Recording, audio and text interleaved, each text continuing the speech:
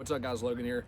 I'm out in the woods a little ways. What I'm going to be doing today is showing you guys some pretty surefire methods of getting your fire started, some collection methods and the different tools that you can utilize to start your fire.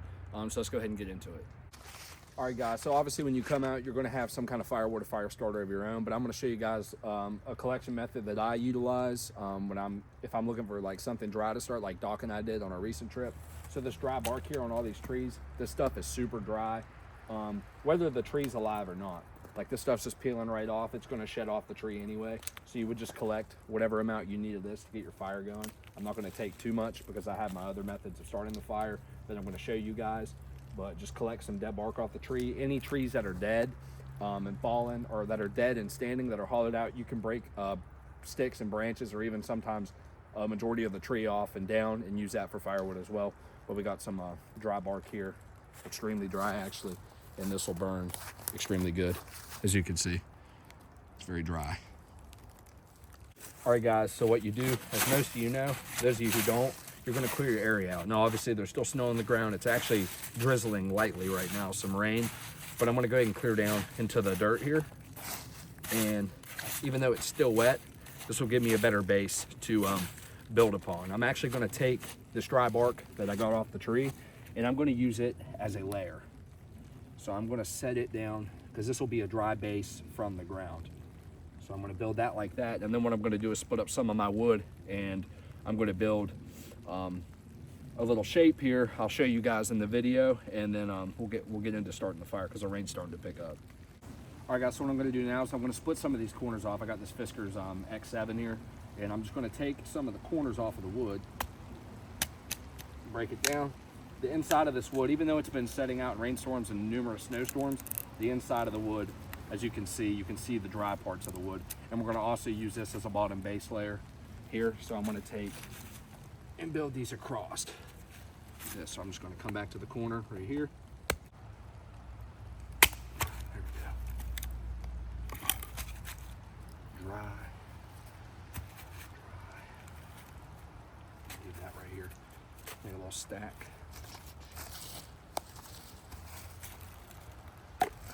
We have our wood that we had split, and with these you can build it reminds me a lot of Jenga. What you're going to do is you're going to build just like this, and you can bring them in tighter. What I will do is I'll also take, and something I like to bring are these tumbleweeds, and then I got my flint and steel obviously, and I'm going to take the tumbleweed and I'm going to tear it apart and get it in the center of our wood. And this is a surefire way, guys, to get a fire going. And obviously when you go out in the wilderness, especially if it's going to be multi-day, you're going to bring a lot of backstops. So these are a few that I like to use that are surefire methods. And we're going to go ahead and get this sparked with some flint and steel. All right, guys, so what we're going to do now, the rain's starting to pick up. We are going to use the flint and steel to get this kindling sparked.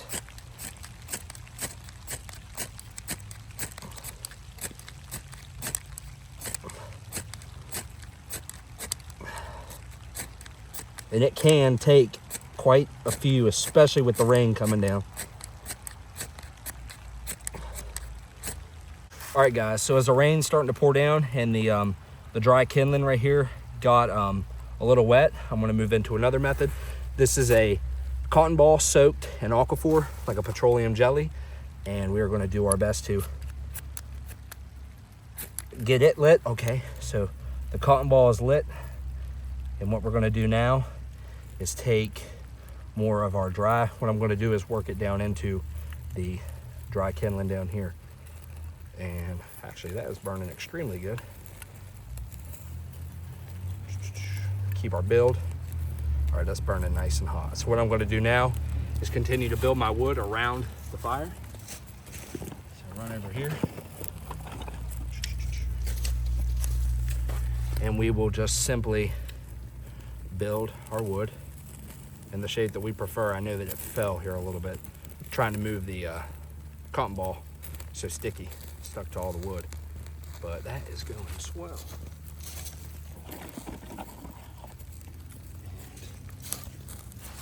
All you do now is keep building them kind of like Jenga. Now I know it's not the perfect shape, but we have a fire that is actively burning and is nice and hot. My gloves are soaked, so what you can do, obviously, is you can take your wet gear. I'm gonna set my gloves, and I'll probably set them right on the end here. Let those dry out a little bit. It's 5-tack 11 gloves, because they are soaked. Fiskars did well. All right, guys, what I'm doing now is I'm just finishing feeding in my extra pieces of dry wood. Just burn these out, guys. But I want to get into the methods, different methods you can use. Obviously, you guys saw I use the Aquaphor soaked cotton ball. You can use lighters, torches. There's no shame, because when you're out in the mountains, you're out in the wilderness, you're going to want to have a fire. So if you can do bow drills and things like that, great. I prefer the flint and steel with the Aquaphor soaked cotton balls. You can bring the instant light charcoals. I didn't bring those with me today, but that's actually what Doc and I used up in the mountains on a recent trip, and that was life-saving. And then as an emergency, always have a flare. I would pack a flare up. Make sure you have a road flare with you, because they burn at like 2,000 degrees Fahrenheit for 15 to 20 minutes. But as you guys saw, even though the rain's coming down, even our dry shredded up kindling got soaked. That cotton ball soaked in the Vaseline. It lit from one spark, and that's what allowed us to have this raging fire. And that wood that was soaked is now dry, and it's burning good, guys. So yeah, there's all kinds of different methods you can use to start a fire. That's probably my favorite, flint and steel, and then the Aquaphor soaked cotton balls, guys. I really appreciate you for watching. If you have any criticisms, comments, go ahead and put them in the go ahead and comment them down below. Let me know how you guys prefer to start a fire, if you've ever started a fire in the rain and the snow. Yeah, guys, I appreciate you for watching, and I'll see you guys in the next one. All right, guys, and another important thing, I know you guys are gonna be like, why is he putting out a perfectly good fire? That's because I was just doing this for demonstration. I'm not actually out here camping right now. I just wanted to make this video, guys. It's been a couple weeks since I was up in the mountains.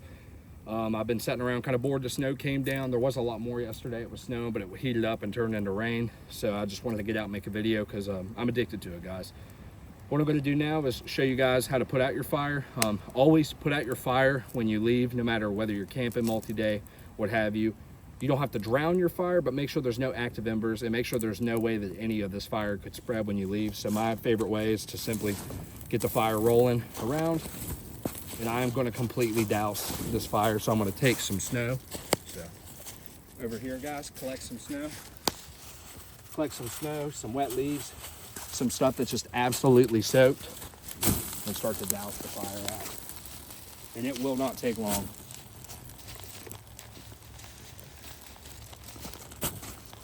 And you can stomp out a lot. And what you're gonna do is just continue to roll and check for any wet coals, or any hot coals, guys. You want all the coals to be wet when you leave. And as you guys can see, there's no active coals. I'll go ahead and put a little bit more snow, guys, and I'll head out of here. Thank you guys for watching. I appreciate it.